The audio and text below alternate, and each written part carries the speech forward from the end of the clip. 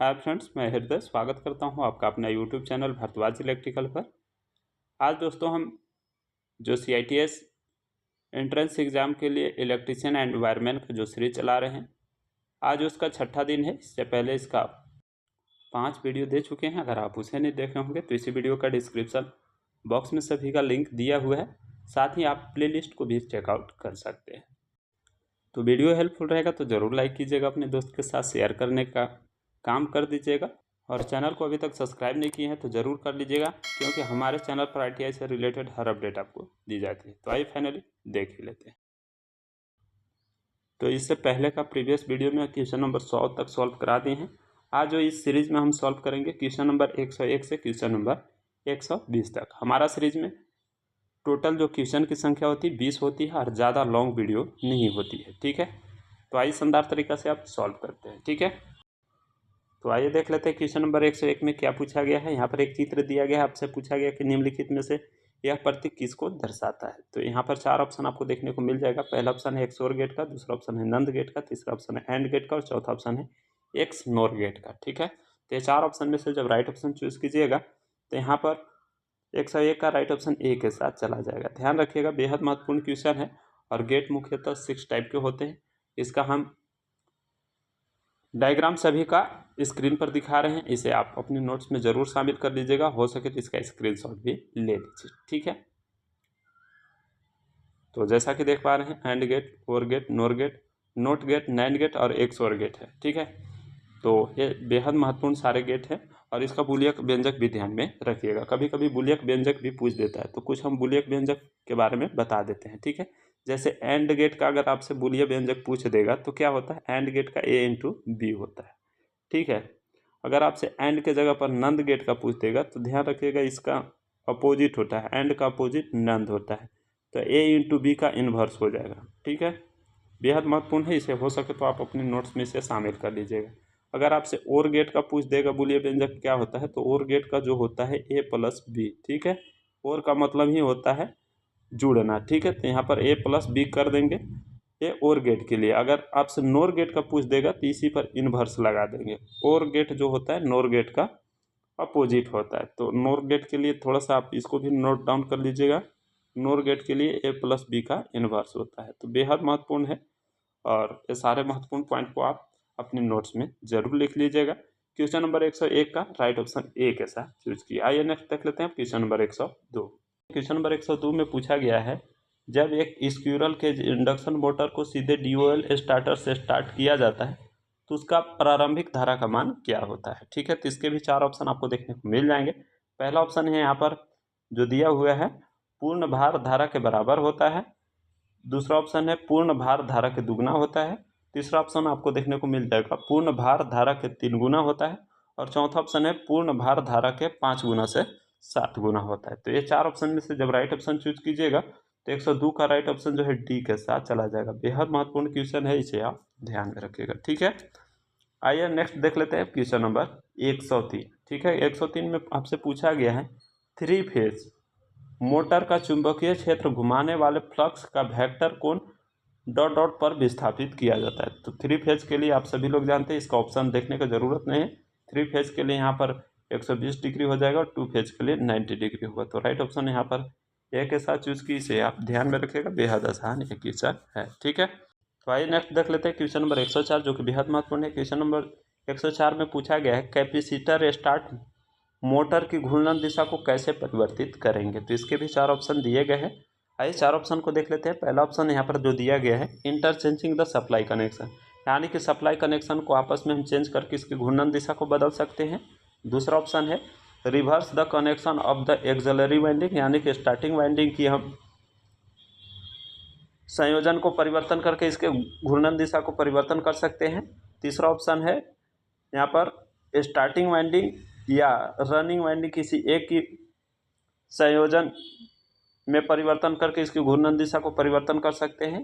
या चौथा ऑप्शन है reverse the connection of running winding only. तो ये 4 ऑप्शन में से जब राइट ऑप्शन चूज कीजिएगा तो यहाँ पर 104 का राइट ऑप्शन C के साथ चला जाएगा।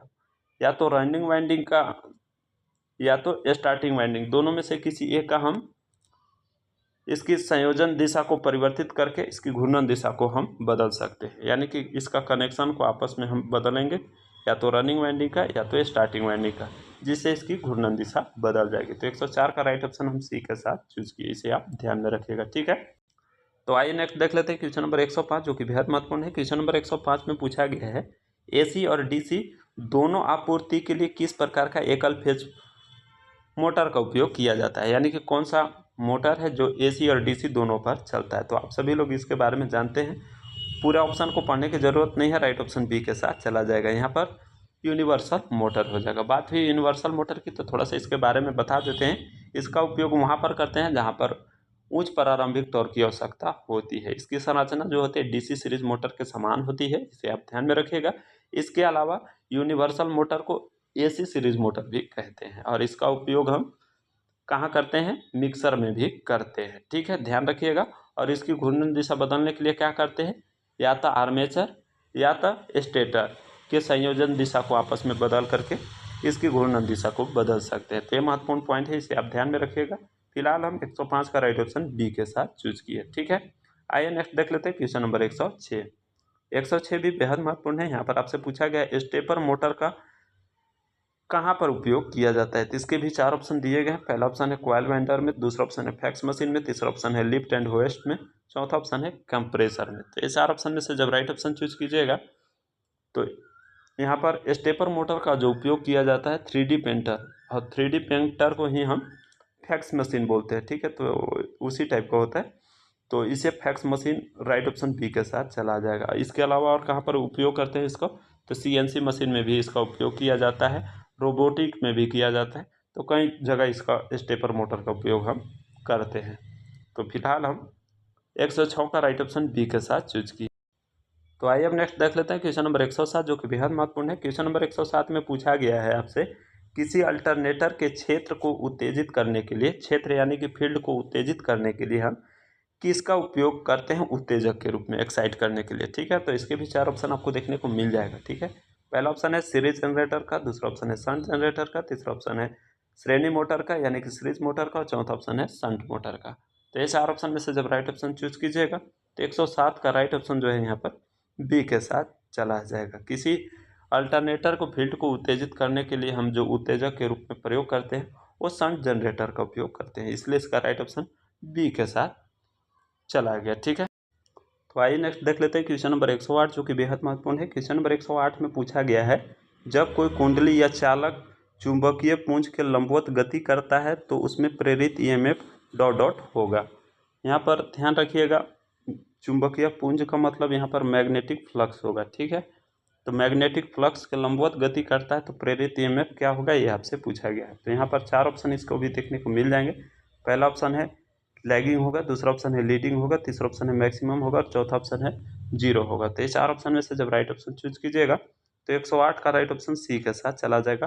बेहद महत्वपूर्ण है, जब कोई कुंडली या चालक में मैग्नेटिक फ्लक्स लंबवत गति करता है तो प्रेरित EMF जो होती है उस समय अधिकतम होती है, मैक्सिमम होती है। तो राइट ऑप्शन यहाँ पर हम सी के साथ चूज किए, आप ध्यान में रखिएगा।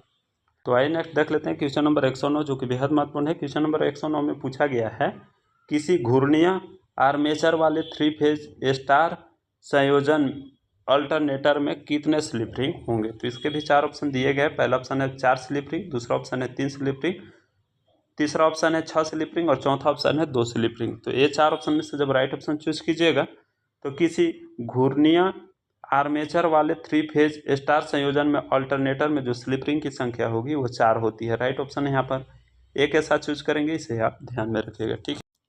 तो आइए नेक्स्ट देख लेते हैं क्वेश्चन नंबर 110, जो कि बेहद महत्वपूर्ण है। क्वेश्चन नंबर 110 में पूछा गया है, यदि सिंक्रोनस मोटर की फील्ड अंडर एक्साइटेड है तो उसका पावर फैक्टर का मान क्या होगा। तो इसका 3 कंडीशन होता है, ये तीनों कंडीशन को आप ध्यान में रखिएगा। अगर सिंक्रोनस मोटर से संबंधित 3 क्वेश्चन कभी भी पूछ देता है, कभी अंडर एक्साइटेड, कभी नॉर्मली एक्साइटेड, कभी ओवर एक्साइटेड, तो ये 3 कनेक्शन है। तो अगर अंडर एक्साइटेड पूछेगा, यहाँ पर शॉर्ट में लिख देते हैं अंडर एक्साइटेड, ठीक है। तो यहाँ पर ध्यान रखिएगा, अंडर एक्साइटेड का जो पावर फैक्टर होता है वो लैगिंग होता है, लैगिंग यानी कि राइट ऑप्शन ए में जो है, ठीक है, लैगिंग होगा। अगर नॉर्मली एक्साइटेड रहेगा, नॉर्मली एक्साइटेड। तो ध्यान रखिएगा, नॉर्मली एक्साइटेड में इसका जो पावर फैक्टर होता है वो यूनिटी होता है, ठीक है। अगर ओवर एक्साइटेड रहेगा, ओवर एक्साइटेड, तो ध्यान रखिएगा ओवर एक्साइटेड में इसका पावर फैक्टर लैगिंग ऊपर हो गया, फिर यूनिटी हो गया, तो आपके क्या हो जाएगा, लीडिंग हो जाएगा। ध्यान रखिएगा ये तीनों कंडीशन कोई भी पूछ सकता है तीनों में से, तो बेहद महत्वपूर्ण है। फिलहाल हम 110 का राइट ऑप्शन ए के साथ चूज करेंगे। तो आइए नेक्स्ट देख लेते हैं क्वेश्चन नंबर 111, जो कि बेहद महत्वपूर्ण है। क्वेश्चन नंबर 111 में पूछा गया है वेव वाइंडिंग में परिणामी पिच लगभग बराबर होना चाहिए, यानी कि किसके बराबर लगभग होता है, ये आपसे पूछा गया। तो इसके भी 4 ऑप्शन आपको देखने को मिल जाएंगे।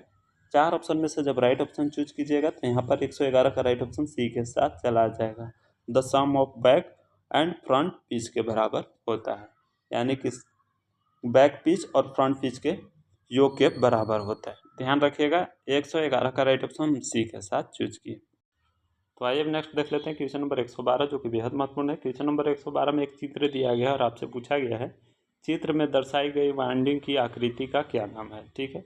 एक चित्र दिया गया है, इस वाइंडिंग का नाम बताना है कि कौन सा वाइंडिंग किया गया है। तो यहाँ पर इसका 4 ऑप्शन देखने को मिल जाएगा। पहला ऑप्शन है मेश आकृति कोयल वाइंडिंग, दूसरा ऑप्शन है डायमंड मेश शेप कोयल वाइंडिंग, ठीक है, तीसरा ऑप्शन है कंसेंट्रिक वाइंडिंग और चौथा ऑप्शन है बास्केट वाइंडिंग। तो इसके 4 ऑप्शन दिए गए हैं।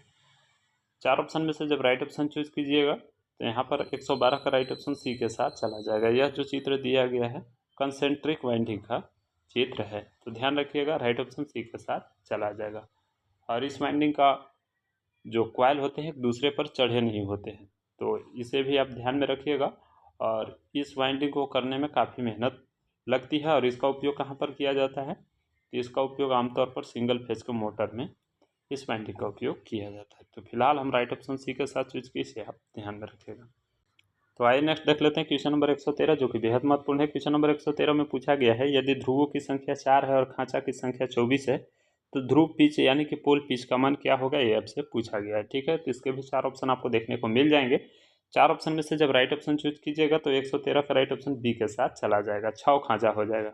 इसके लिए एक फार्मूला होता है पोल पिच निकालने का। पोल पिच का फार्मूला जो होता है स्टेटर में खांचों की संख्या बटा पोल की संख्या। तो खांचा की संख्या 24 है, 24 को 4 से भाग दे दिए तो यहाँ पर 6 राइट ऑप्शन बी के साथ चला जाएगा। बेहद आसान क्वेश्चन है, इसे आप अपने माध्यम से देख लीजिएगा। तो आइए नेक्स्ट देख लेते हैं क्वेश्चन नंबर 114, जो कि बेहद महत्वपूर्ण है। क्वेश्चन नंबर 114 में पूछा गया है एसी मोटर वाइंडिंग में कॉइल समूह की संख्या गणना करने का सूत्र क्या होता है। तो बेहद महत्वपूर्ण क्वेश्चन है। इसके भी 4 ऑप्शन दिए गए हैं। पहला ऑप्शन है नंबर ऑफ कॉइल बटा नंबर ऑफ फेज, दूसरा ऑप्शन है number of coil into number of phase, तीसरा ऑप्शन है number of phase into number of pole, और चौथा ऑप्शन है यहाँ पर नंबर ऑफ कॉइल बटा number of phase into number of pole. तो ये 4 आपको ऑप्शन है। और जब राइट ऑप्शन चूज कीजिएगा तो यहाँ पर 14 का राइट ऑप्शन जो है सी के साथ चला जाएगा, ठीक है। बेहद महत्वपूर्ण है, इसे आप ध्यान में रखिएगा। फेज की संख्या इंटू पोल की संख्या। अगर आपको क्या गणना करने के, कॉइल समूह का अगर गणना करना है तो ये फार्मूला का यूज करेंगे, फेज की संख्या इंटू पोल की संख्या। ध्यान रखिएगा बेहद महत्वपूर्ण है, टोटल कॉइल ऑफ ग्रुप का फार्मूला है, ठीक है।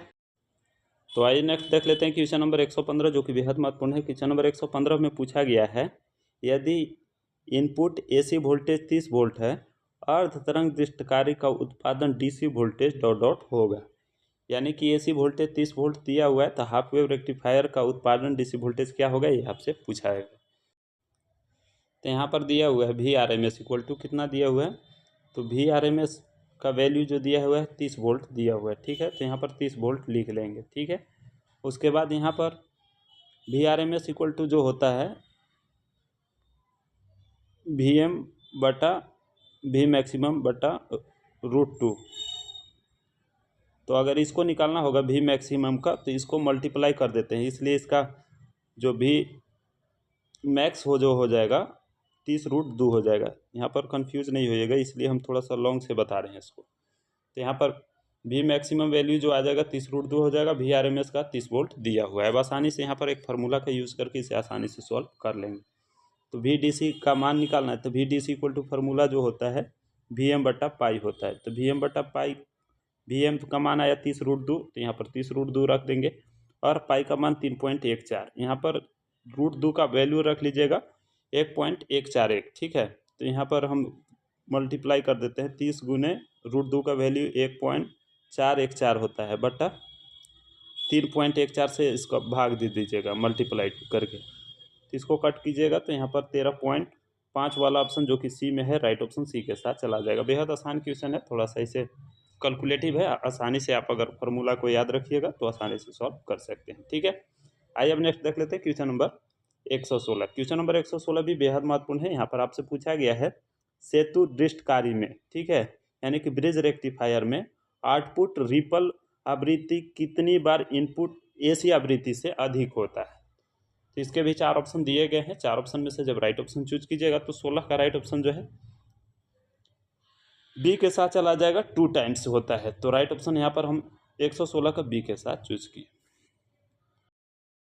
तो आइए नेक्स्ट देख लेते हैं क्वेश्चन नंबर 117 जो कि बेहद महत्वपूर्ण है। क्वेश्चन नंबर 117 में पूछा गया है आपसे बिजली कटने के बाद भी किस प्रकार का रिले अपने संपर्क की स्थिति में बनाए रखता है। तो इसके भी 4 ऑप्शन आपको देखने को मिल जाएंगे। 4 ऑप्शन में से जब राइट ऑप्शन चूज कीजिएगा तो यहाँ पर 117 का राइट ऑप्शन सी के साथ चला जाएगा। लैचिंग रिले जो होता है बिजली कट जाने के बाद भी यह अपने संपर्क की स्थिति को बनाए रखता है। तो ध्यान रखिएगा, बेहद महत्वपूर्ण है।